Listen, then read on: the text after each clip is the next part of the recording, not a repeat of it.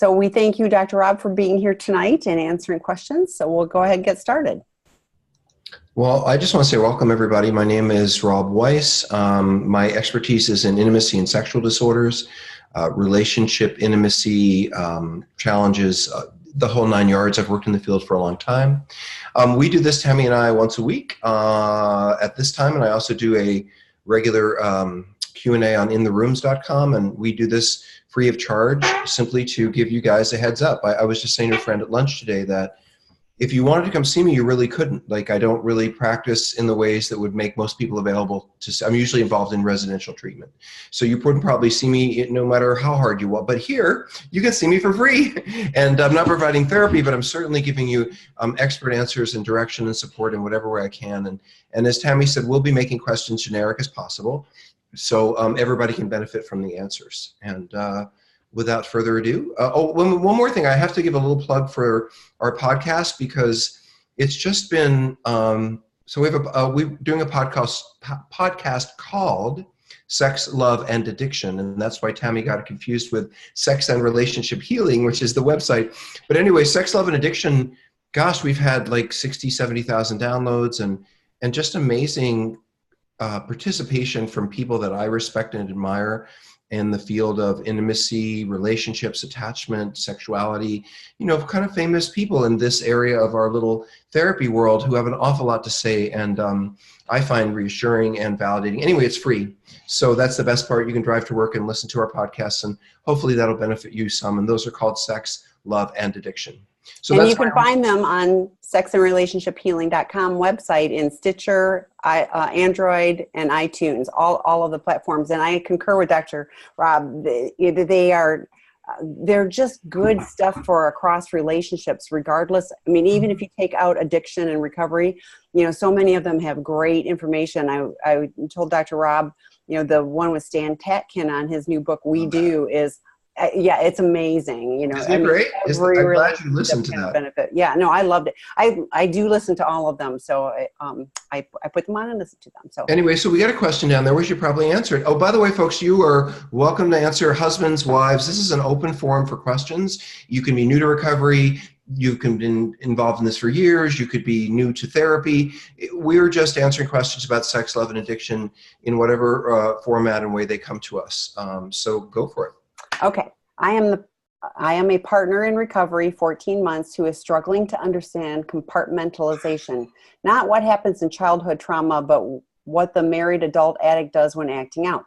Please help me comprehend what my husband means when he says that throughout our near 40-year marriage, he put his acting out into compartments that were separate from his relationship with me and our children. Can this technique actually allow an addict to love his spouse in spite of his maladaptive lifestyle? Well, that's a really thoughtfully asked question. I don't hear most spouses being as kind because they're so hurt and angry as they should be when asking that particular question. But I want to do my best to answer it. I think that there are many, if you think about healthy people who are not lying and carrying on, think about parents. We do all kinds of things in our world as parents that we don't let our kids know about. We don't tell them about. We're not living a double life. It's just they don't know about it. And I'm not saying that that's the same as a commitment to a marital partner to tell the truth. But I'm saying to you that, of course, it is very easy to, for someone who has the kind of vulnerabilities that sex addicts have, it's very easy to put life into compartments and say, well, here's this behavior over here, but it doesn't affect my marriage, it doesn't affect my kids. And we don't want to think that it does. So we want to believe. Now, from your perspective, absolutely, you're right. We're non-intimate, we're distant, we're irritable, emotionally unavailable, shame-filled, whatever our stuff is, and you're experiencing that. But in our little mind, we think oftentimes that we're doing a very good job of separating these things. So but what you have is a fairly emotionally unavailable partner who thinks that you can't tell that they're distant because they think that they're carrying this off in a really, and compartmentalizing in a way that it won't affect you. So in compartmentalization, yes, I think we are well aware as sex addicts that we are lying to you. And I think that's a very good word for compartmentalization. It's called lying. I lied to you for years about this and didn't let you know. It's called lying by omission. I left you out of an important part of your life that you should have known about, and I deliberately kept you out in order for me to be able to do what I wanted to do. And I kept it over here in a corner, and I did my best to have it not affect you, not affect us. But, you know, I'm not seeing this clearly, so it may have affected us in lots of ways I just didn't see.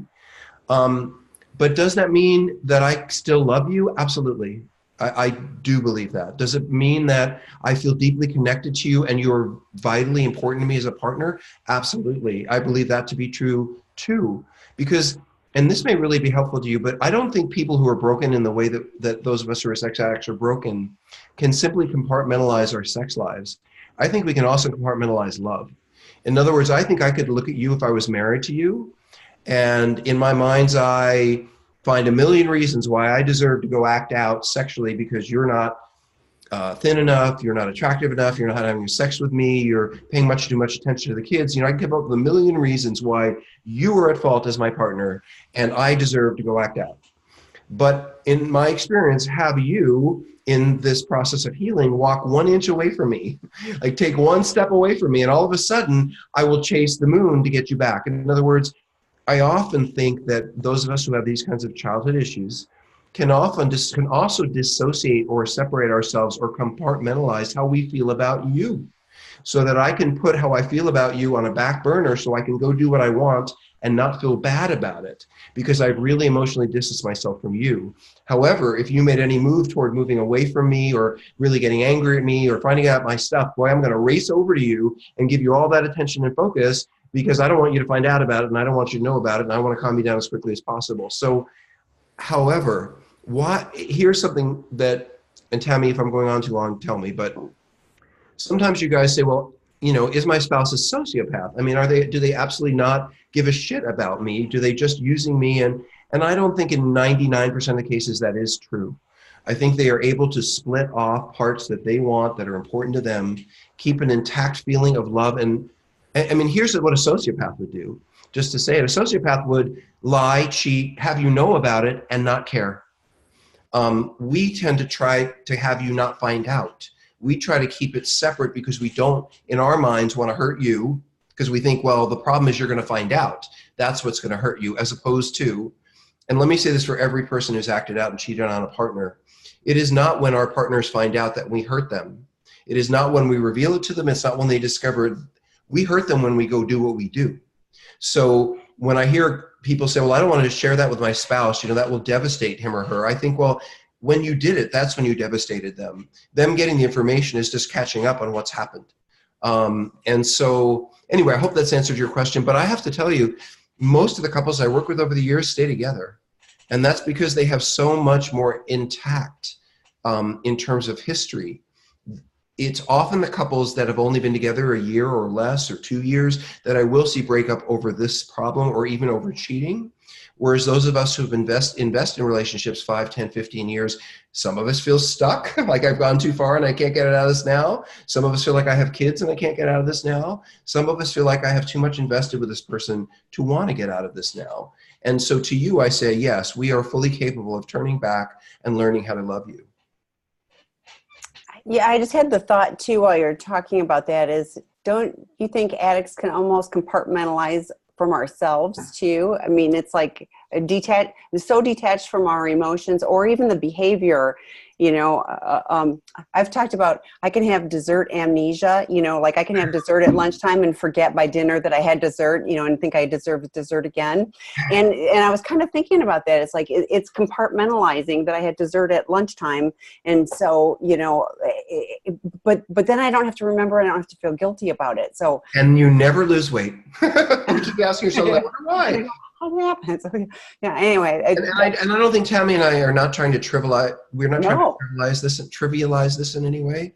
But it is true that, and let me just say this to you: I can't separate this from childhood injury, because the ability to be in circumstances and hold on to the love, but detached from the rest of it and go off somewhere into fantasy is a signature feature surviving a difficult childhood is you hold on to the good parts in your head and you dissociate and look for good parts elsewhere that you can. Splitting yourself into pieces is what surviving a difficult child is all about. So this is natural behavior for us on some level. It's learned very early in life, and that's why it's not that difficult to do when we're adults. Not helpful, but not difficult.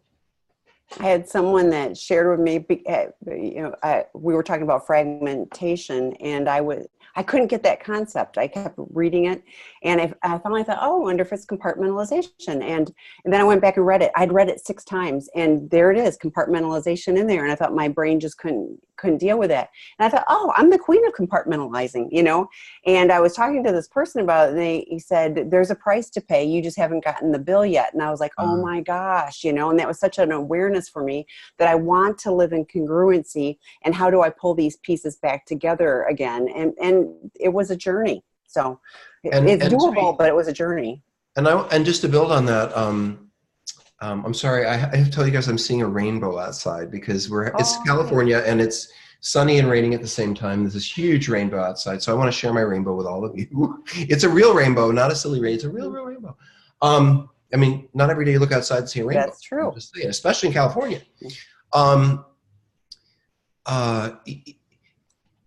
Children just have very, very few methods to survive extremely difficult circumstances. And at the far end, you have people who fully dissociate. They break into pieces, and they literally or actually become different forms of themselves, a young part, an older part. But those people who don't split into sort of parts, the way you would think about multiple personality, if you will, or we call it DID, a lesser form of that is being able to disappear. Parts of you can disappear. So mom is hitting you, but you're out the window somewhere looking at the stars. It's like you can take your mind away from the pain you're in. And that is a learned experience that we all do. We all dissociate, but that childhood survivors learn deeply and well. And then later in life, we use to try to maintain our emotional stability.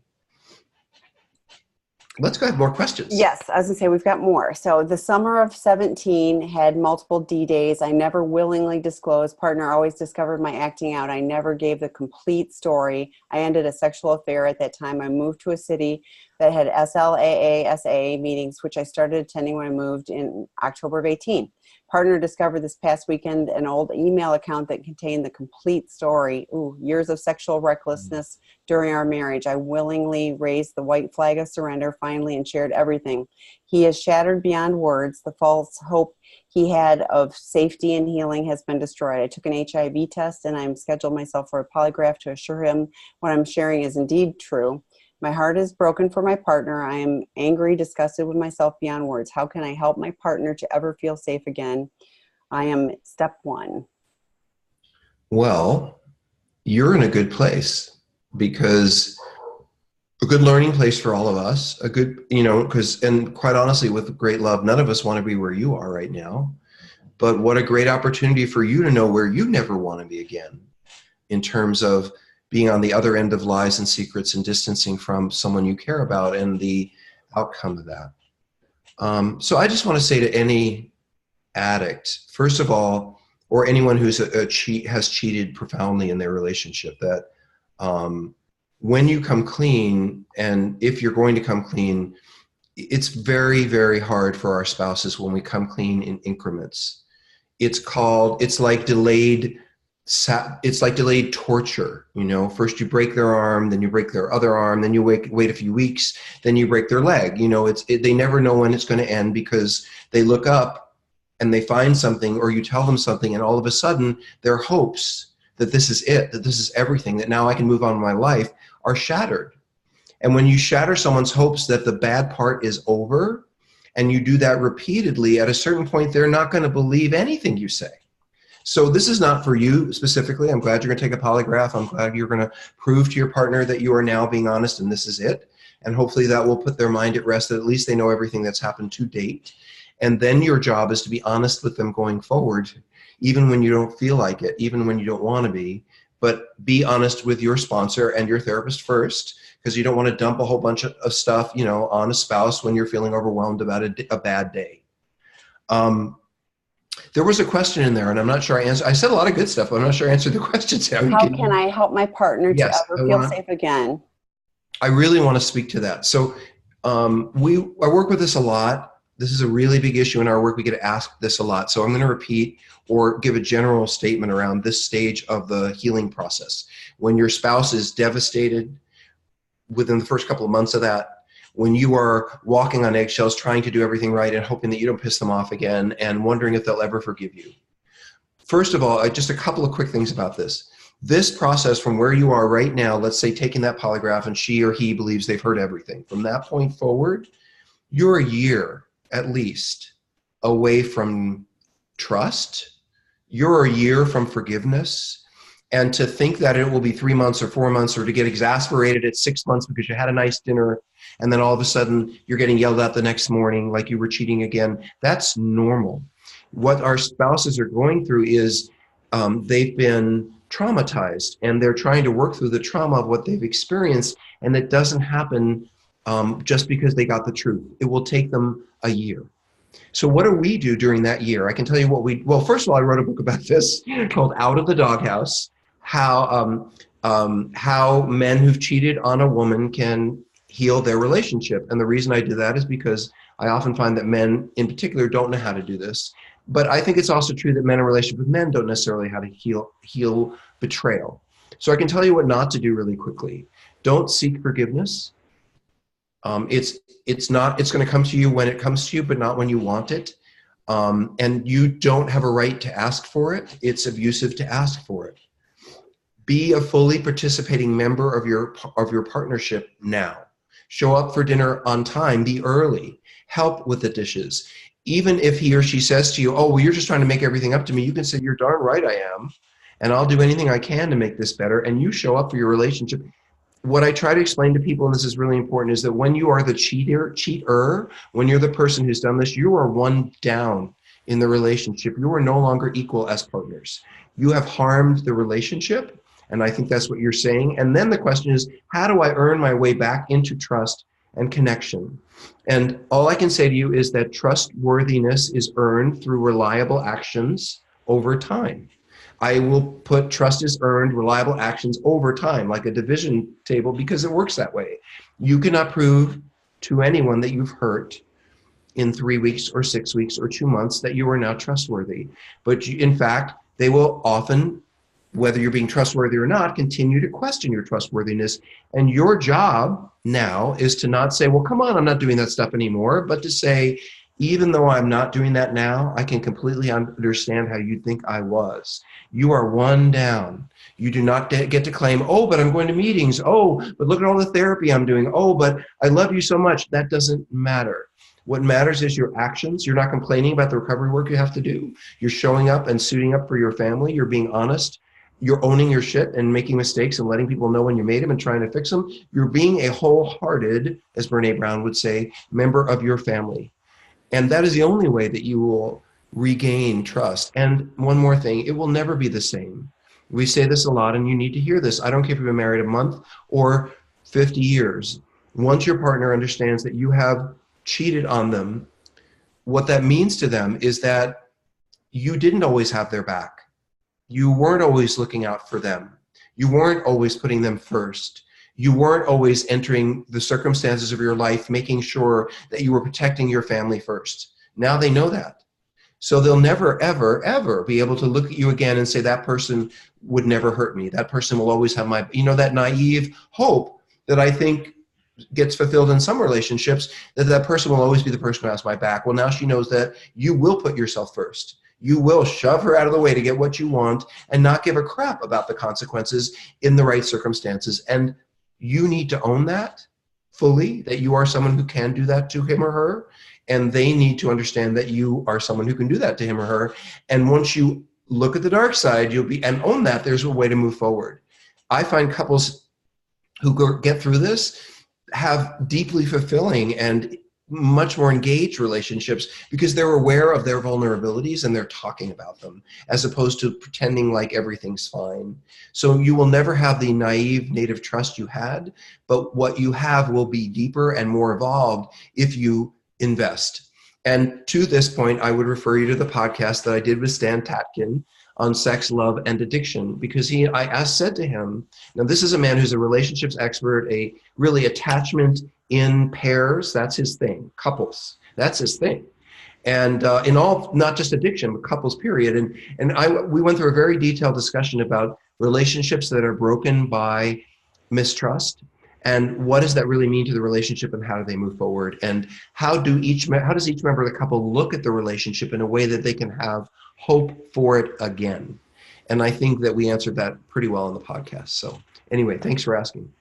And I agree. And she was just pointing out that she's the female addict and he's a partner who's done a lot of healing around this, and now this happened. So Yeah, I want to give you a couple resources too. We're working on having a men's partner drop-in group that will be coming hopefully yet this month. I'm working on the details for that, but I know that, I mean, the guys are welcome to go to the partners group.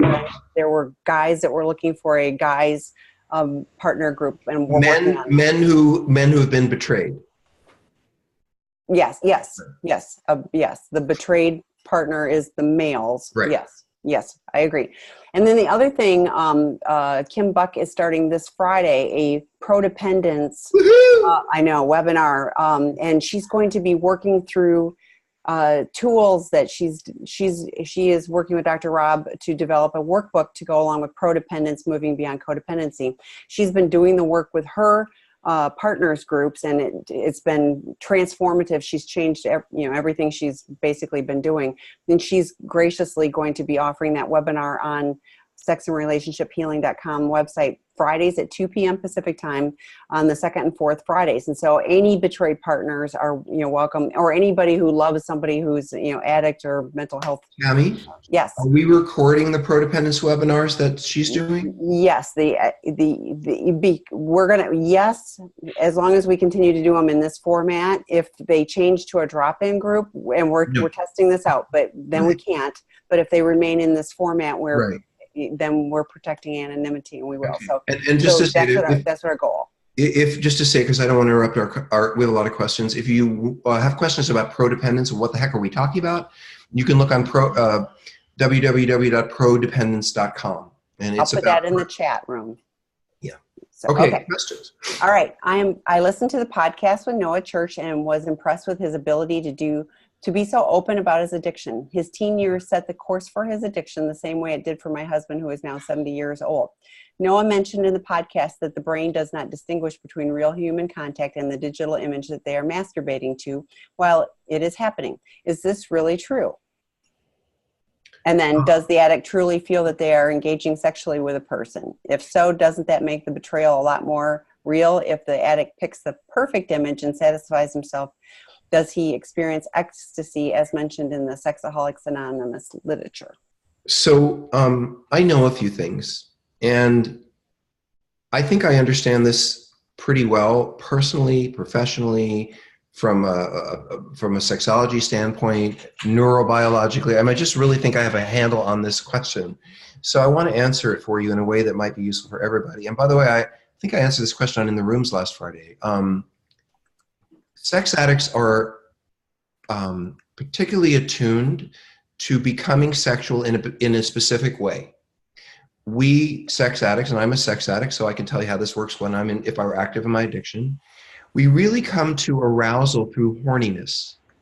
In other words, we start objectifying body parts. It could be in porn, it could be someone on the street, and we start saying, oh, I want a piece of that, I want to touch that, and we start getting emotionally aroused and engaged in the images, in the objectified sexual experiences, and then we think, oh, I want to go have sex with that person or with a prostitute. So in other words, in some ways what we do is we get ourselves excited about the idea in the fantasy of going and having some kind of anonymous or casual or affair-based or sex like that, and it's often based on the idea and the fantasy of getting off. Now, when you're 15 or 17, this is also how most young people get off, is they see an image, they get excited about it, but as you age, if you are in relationship and you're healthy, people who pair bond or pair off in relationships, they find other ways to experience sexuality than simply being horny. Let me explain this. You have to understand that if I see you once a year, if I've only seen you 5 times in my life, I'm probably going to find you endlessly attractive all 5 times because I'm going to see all different parts of you I've never seen before, and it's all going to be new and fresh and exciting. But if I've been married to you for 15 years, there aren't any parts I haven't seen, and there's probably a few parts I wish I hadn't seen, and then there's the farting and the burping. So my point is that we do not come to sexual arousal a lot of the time with our long-term committed partners in the same way as you would if you were a teenager or if you were a sex addict picking somebody up on the street. I know from healing and recovery that sex inside of an intimate relationship is not about horniness, meaning, oh my God, I'm so hot and I have to get off and your butt is great and I want a piece of that. That's not how intimacy is built. Those of us who are in sexual and romantic relationships that are long-term, who are being sexual within them, we come to sexuality through willingness. Willingness to, I'm getting in bed tonight and I'm not sure if I'm being sexual or not, I'm not sure, but oh, you're rubbing my back and now I'm rubbing your back and I'm willing to rub your back and you're willing, now we're kissing and I'm kind of willing to do, I'm really horny, but kissing's kind of nice. And oh, I got excited, I got aroused. Wow, now we're having sex and it was wonderful. In other words, sex addicts, because we often fear intimacy, we get in bed and with our partners and it's like, what are you watching on TV? What am I reading? You know, we're not really, we will distance ourselves from our partners, from our long-term committed partners, because you're not giving us that rush of, ooh, new and exciting, nor should you. Because in a mature relationship, it isn't the new and exciting that gets you aroused. It's the intimacy, the closeness, the connection, the fun, you know? And so the problem is that most sex addicts, especially in early recovery, don't have any idea how to develop intimacy and sexuality with a long-term partner. They know how to have sex with strangers. They know how to have sex with porn, but they don't know how to have sex with you, not in an intimate, open way. So I'm going to answer your question. My guess is if your husband or a boyfriend or whoever he is had the most unbelievably getting off experiences on his porn, that's true. He will never have that experience with you, but nor should he. Because the intimate sexual experience that you're going to have with him should feel and be completely different than the experience of going off with a stranger or a strange image or a paper doll. So sexuality in relationships is different. How we, you know, and I got to tell you, as someone who is a recovering sex addict, I loved having sex with strangers, but having sex inside of it, a long-term committed relationship, is a completely different experience. It's a feeling of surrender that is very different. I think having sex with strangers and sexually acting out as a sex addict is about control. And I think being sexual with your partner when you love them is about surrender. And a lot of us are fearful of surrender with someone we love. It's just very scary for us because of how we grew up. This is a learned process over time that we do. And so I hope that answers your question. That's a big, long way of thinking about it. That was great information. So this is from a male. My wife is in SAA meeting and therapy, but also talking to men in SAA meetings like a sponsor or whatever, and women as well, I guess. And she said they help her. Is that advisable? I think that anything that leaves you feeling uncomfortable is not advisable. So if this is a husband, and this is a husband who's going to meetings and a wife who's hearing about the meetings, is that what I'm? No, it's a female sex addict. Okay. Male partner, male husband is saying she's going to the meetings and she's talking to men in the meetings. So here's how it goes. Unfortunately, in some ways, there aren't as many opportunities for women to go to female-only meetings, but I think that's best. And so if she can find 1 or 2 female-only meetings, or start one in your community, and then do online meetings that are also women-only, she will be better served. Not only will she be better served because she can really focus on the problem without the distraction of men being around, but you're going to feel more comfortable knowing she's going to a meeting where there aren't any men around. So my answer to your question is this: if she can find places to go to get recovery, there is no defendable reason for her to go to meetings where there are men. There's no reason. She'd be just much better served on meetings with women. If there are no meetings that are solely women, she needs to have a partner that she goes with, like a sponsor or a friend, so that she goes to the meeting with another woman and she leaves with another woman, and she has that support of that woman all the way through.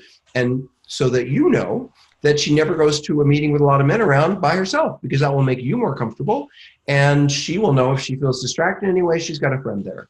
So, but I don't see any reason for her to have to go to meetings that would leave you feeling like, I wonder who she's talking to. There's just no reason for that.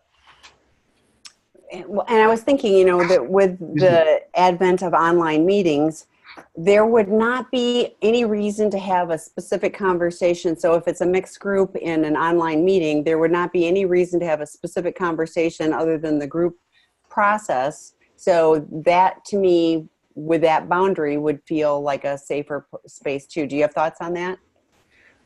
You know, I often just really encourage people to not go out in twos. That's just the best way to do it. So, right. You know, if she needs to go for coffee with people after a meeting, make sure she's with 3. You know, and if she makes those kind of commitments to you, you know, I'm not going to take anyone's phone number. I'm not going to, you know, she will be distracted by some of these men. They're vulnerable. She's vulnerable. It's going to happen. How she handles those distractions could speak to her strength and growth, or it could leave her struggling for a while and leave you feeling worse rather than better. And I can't answer that for you, but you two can figure that one out. So we've got one that is a female sex and love addict, almost 4 months in SLAA. Okay, Tam, I have a question for you. Yeah. How far are we from having a female sex addiction drop-in group on the site? I'm working on it. No, I'm not blaming, I'm not shaming. No, go through this. No. I'm really hopeful that I can get it scheduled this month. If I can get it scheduled and get it online this month, I will do that. But so the male partner and the female sex and love addict are my 2 big goals for this month. And you guys can tell that all I need to do is ask, and Tammy already feels like, oh my God, but I've been trying so hard. That's how dedicated she is to getting this thing going. Ladies, we will have a drop-in group for you, women only. It's coming. Yes, I want both, but I want it to be set up right. So you want the right, yes. Yes. So, okay. So back to the 4 months in recovery. The question is more on the love addiction side. I have a male friend and miraculously have managed to keep it non-sexual and platonic. We only hang out in public. We have a lot in common. We have acknowledged our potential. However, he is finishing school and probably moving away. I definitely have put him in a fantasy world in my mind, and I'm trying to get grounded in reality. I wish I could just be healthy and be friends, but struggle with friendship with men. Any insights? Well, I'm not sure what the question is. If the question is, do you think spending a lot of time with this guy is going to help me develop better boundaries and grow, I'm going to say I would guess not. That while you may like each other and you may appreciate each other, your growth as a woman in recovery is with other women. I don't care whether you're straight or gay. The men in sexual recovery need other non-sexual relationships with men to grow as their support and guides. We are all too willing to turn to the person we're sexually attracted to rather than the person who will help us learn. And it's the same with the women. So, you know, I would much rather see you embracing and spending time with women than someone who is moving out of town, has the same problem as you. Here's a great answer to your question also. There's a woman I had in group years ago. Such a great alcoholic recovering woman. And she said this to me, and I'll never forget it. She said, you know, and Tammy, you can confirm and tell me if you think this is true. She said, in my recovery, what I've learned is when I'm doing things and when I find myself questioning if they're a good idea, they never are. She said, the things that I do that I know are good for me, I just do them.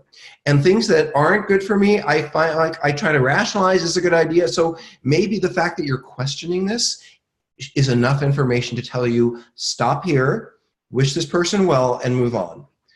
If you are a female sex and love addict and you are writing me about an obsession with a man, you are in your addiction. I don't care how clean you've kept it, how good your friendship has been, you're playing with fire. Stop. There are millions of people in the world you could be friends with other than this person. Wish them well. Say goodbye now. My 2 cents. But Tammy, what do you think about that idea of if there's a part of me saying this isn't a good idea and I'm arguing with it, you know? Well, I'm to the point now where I get this niggling that I should talk to some person that, you know, that knows me. And it's like I have started and I lay out my whole case. I'm, you know, being the attorney, and I'm laying out my case of why I am justified and whatever. And I've had it almost invariably, like you said, it's the person who even goes, stop, don't do it, and here's why. And I went, oh yeah, you're right. I knew I was not supposed to do that. And yes, exactly. The deep breath of like, oh yeah, and takes all the energy out of it and everything. So yes, I was smiling when you started saying that, because I was like, oh yeah, so can relate to that. And by the way, the people who can do that for you, who will say, I love you and I hear how interesting this is to you, this sparkling, shiny thing, and you'll tell me all day long how it's good and okay, and I'm going to tell you no, I am the best friend you've ever had. Like, I'm really the person you want in your life. It's that whole say no to power thing. I can find a million people, I guarantee you, because I'm smart and I'm verbal, who I can get to buy off on why I should do whatever it is that I want to go do. But it's the person who will question me who is my best friend. Yeah, and those are the people I know I should call, so that's exactly what I do. Okay, next question. My husband goes into a trance, and we've talked about this before, the trance, that is so often mentioned as the escape mode that is all-encompassing for sex addicts when he is hyper-focused. If I discover a relapse, generally speaking, he has left the evidence out while still in the trance state. He would never leave the evidence out on purpose, as he is a compulsive liar and super compartmentalizer. He is blindsided when I confront him about the evidence I have found. He will say he barely used, which doesn't really matter to me, 5 minutes or 5 hours. What matters to me is that he has no idea how long he really used, and he minimizes his use as if it doesn't count if he barely looked. Says he felt guilty to continue looking. It all sounds like BS to me. Same old story over and over. Yeah. Good insight. Is there a question there? No, it's just, yeah, I mean. So but I do want to comment on this. Yes, please do. We all want to hope that the people we love are doing better. And especially we want to think if they love us, they're going to do everything to dig into this. And surely they know how much they have to lose. And we are who we are. We are where we are. And I think you are wise to recognize that it's not okay with me to accept the excuses. What matters to me is the behavior. And I would add one more thing to you're also being lied to. I have not met many sex addicts who really don't remember. I've seen people get into the behavior so bad and they just kind of or they're exhausted and they go to sleep and they left a whole bunch of stuff, but that's unusual. So he on some level knows what he's doing, and people do things for reasons that sometimes are not openly stated. For example, I might want to consistently provoke you or consistently piss you off or consistently see if I have your attention. And I might do the thing that I know on some level will provoke you every time by leaving that stuff out. So, I don't know. It is a dissociative state, but once we've had that orgasm, once we're present, it's not like we're on drugs. We can say, oh yeah, I'm going to put that magazine away. I'm going to turn this computer off. I'm going to clean this up. So if he's not doing that, either there's something's not right in his ability to remember, or he's more dissociative than most of us, in which case it might be something to explore as a mental health issue. My guess is that, I guess my question to you is simply this: how long are you going to put up with this? How long do you want to put up with this? She goes on, your dialogue with Barbara Steffens in a podcast. So Barbara Steffens wrote, "Your sexually addicted spouse." She felt that helped her. She agreed with what you said tonight, that spouses still care, love their spouses, and still act out. But she also said, you have to look at the quality of the love relationship. My feeling is that my husband cares for me, but he has loving feelings for me, but it has no legs for me because he never fully committed to me, using porn for years on end in secret, etc. He's been unfaithful and broken our marriage vows in so many ways. So loving without rules or commitment is a cheap way to love someone, in my opinion. I have never wavered in my commitment to him, no string of any kind. So that was.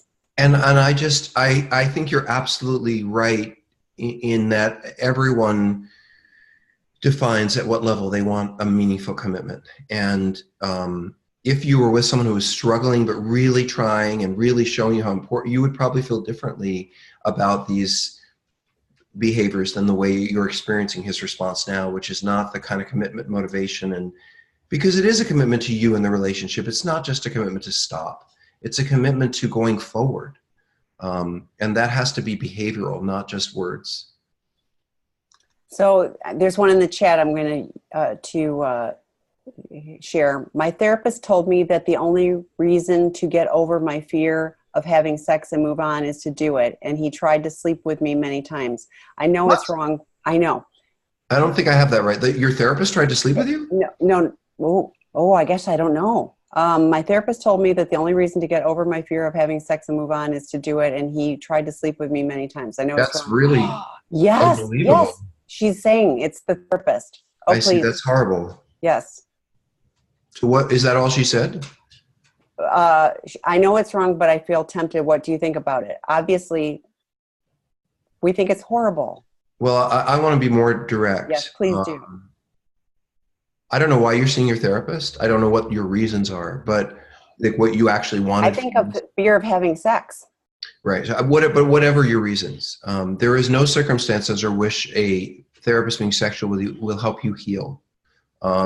It can only be immoral, unethical, and dangerous emotionally, and not just to you. So let me give you a thought about this. I understand you're tempted. I understand it seems attractive at the moment. I understand he's an authority figure. Just to say it, two things. Number one, if his board, organization, if it were to be found out he was sleeping with clients, he would lose his license and would probably be subject to civil penalties. So he probably would never practice again. So I just want to point out to you, maybe exciting to you, that he's putting everything in his career on the line to manipulate you into sex. That might be very flattering, but here's what you really need to know, because I've worked with lots of these men. You're not the only one. You think you're special. You think he cares. You think you matter.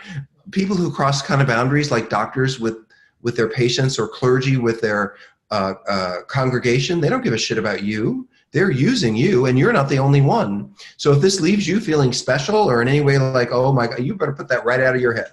If you want to have anonymous sex with someone you think is hot and you want to do it with your therapist, go right ahead. That will be the end of the therapeutic relationship. In fact, I actually suggest it is already over. What I would strongly suggest to you, if you were my friend, is that you find another therapist as quickly as possible and decide whether or not you want to report this person to the board, or whatever his legal authority is. Because what you don't understand is this isn't cute. This isn't fun. This is a violation of your trust. It's abusive. It doesn't matter how good it feels. It's incest. And if you don't put a stop to it, there will be another victim after you and another victim after that. Another person who felt they were special and this person cared while they were used. This is no different than what Catholic priests do to little boys. So if you think that that's okay behavior, then go ahead and sleep with your therapist. And I don't blame you in any way, by the way. I want you to hear this. You may be aroused. That makes sense. You might be interested. That makes sense. You might be hopeful this would lead to an answer. That makes sense. You're the patient. You're the vulnerable person. Whatever you feel is perfectly fine. But this behavior on his part, so incredibly harmful to you and others, I hope you'll do whatever you can to not see this person again. And this is something else I know. You might even feel guilty. Like, oh, if I just disappear, he really likes me. He might wonder what happened to me. No, this person is using you and you are paying him to use you. That makes him your prostitute if you sleep with him, not your therapist. You are paying him to sleep with you. So on every level, I really encourage you. And if you want to talk to Tammy about it and find out who you can report it to or how you can get support where you live, write her privately and you guys can have a conversation about that. But under no circumstances is this a good idea. I'm sending my email to everybody. Okay. I did a therapeutic disclosure in May of 2000. Wait, Tammy, before you move on, because you worked with Dr. Carnes for years, and we've worked together for a while. I wonder if you've ever run into situations where therapists were doing this and what you saw come out of it, just to help this person further. Yes. Multiple therapists lost their license and ability to practice. One of the, I'm going to say victims, one of the clients that the therapist was, that I'm going to say coerced into having sex, ended up in a treatment center for trauma for about a month. So, I was dealing with these for 10 years, and fortunately it wasn't, rampant. But yeah, the ones that I heard about that got reported lost, as they should, their ability to sustain their livelihood. I want to say, Tammy, and I hope you agree with me, that this person, whoever they are, and I'm not saying it, they need help. I mean, I think you actively need someone in your life to talk to about this who is not in it with you, who can help guide you, because you don't understand how much you're being manipulated. You are completely vulnerable, and you're not in a power position in any way. You are one down, and your hope in this relationship is this person will not take advantage of you, but use that authority to help you grow and heal. That's not what he's doing, and I really hope you don't sleep with him. I hope not too, and I will be happy to help you find a qualified person and help you take the necessary steps. So, but I want to note, just here for everybody, how incredibly brave it was for you to ask that question, and that nobody in this room is going to chase you down, hunt you. You haven't said anything that's going to get this person in trouble, or you're reacting. I don't know who the therapist is. I don't know where you live. I don't know any of that. So, But we want you to hear the message that if you want to grow out of your challenges with sex, this is going to take years to undo before you can get to your goal. It's not going to lead you to your goal. Okay, thanks, Tim. Okay, I did a therapeutic disclosure in May of 2018 where I disclosed my acting out that spanned the entire relationship and marriage, which was about 18 years. My wife was devastated. We're now moving toward legal separation, and she's leaning towards divorce. I'm in recovery, going to therapy weekly and attending online essay groups, but it seems that there's nothing I can do to salvage my relationship because of the terrible trust-shattering things I did.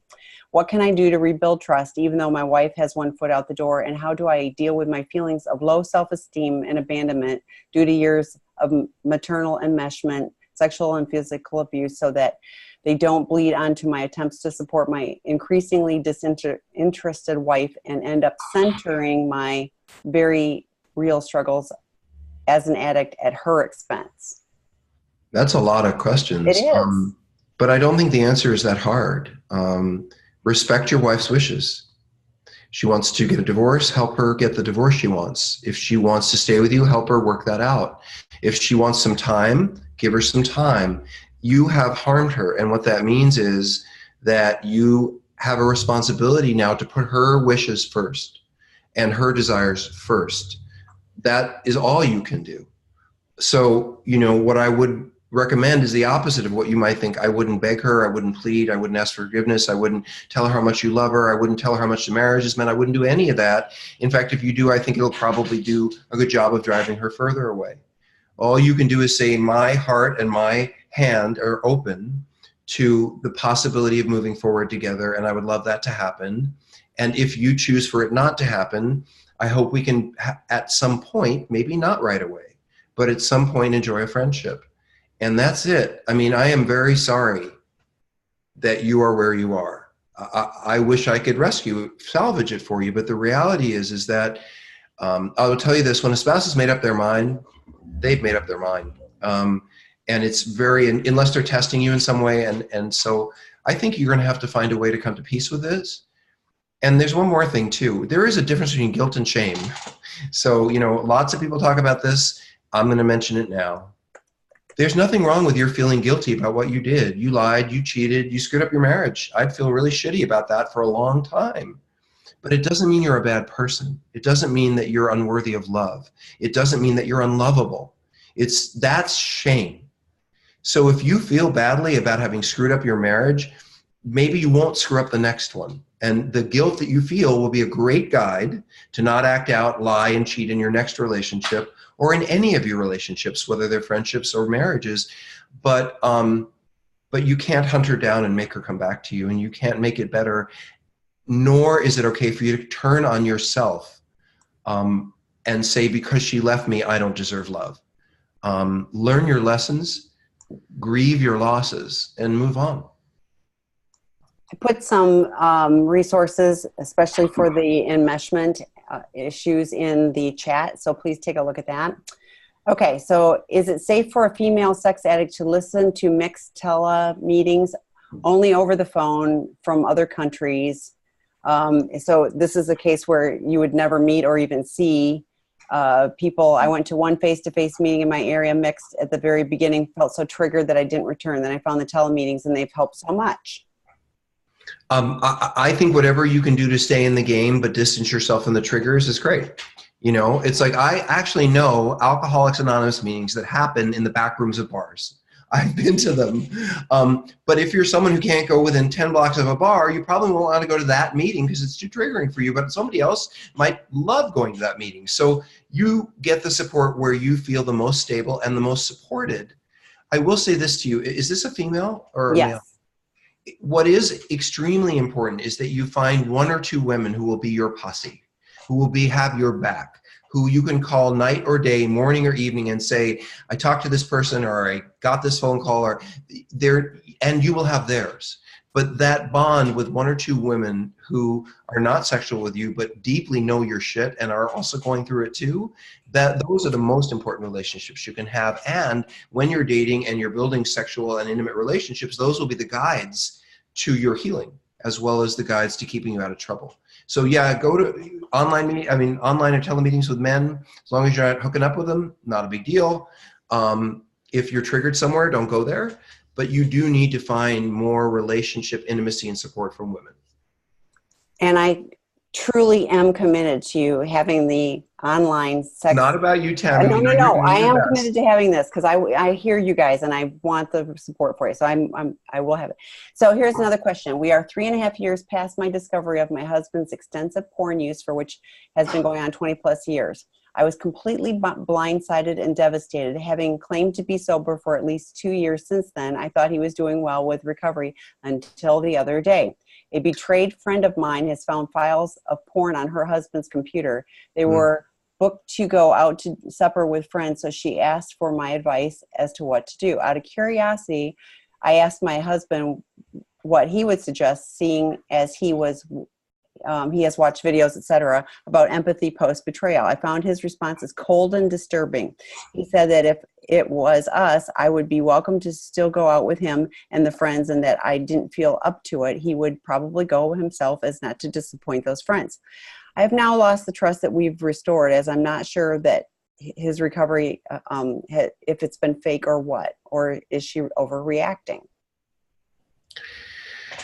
So Tammy, I actually think you could answer this question, because there's a part of it that speaks to, I think, so what I'm hearing is that this person's husband did not respond the way she had hoped he would when she brought up the issue of someone else's porn and cheating, a couple that they know. And she is now questioning her husband's recovery based on the answer he gave about this other person. Correct. I think that could be about alcohol, it could be about drugs. You know, if you said to me, you know, that if you and I were buddies, if you could translate it into a drug and alcohol question, I think. So I want to spin this to you. Do you have a thought about this? Well, to me, this one's it's less clear to me yeah, because like, to me, it is challenging, and it did make me kind of wonder what he's, you know, please, why don't you go for it? All right, I will. But what I was thinking you might be onto, which I would be onto, is on some level, someone else's recovery is none of my business. So how my husband or wife responds to someone else's issues really isn't any of my business. That's between them. But if you felt uncomfortable with something he said, rather than saying, and this is on the spouses, okay, I want you guys to hear one of your vulnerabilities. You guys will catastrophize. You'll hear the answer you didn't want to hear, and then you'll reach all kinds of conclusions about your husband or wife's recovery based on the thing that he didn't say to that other person.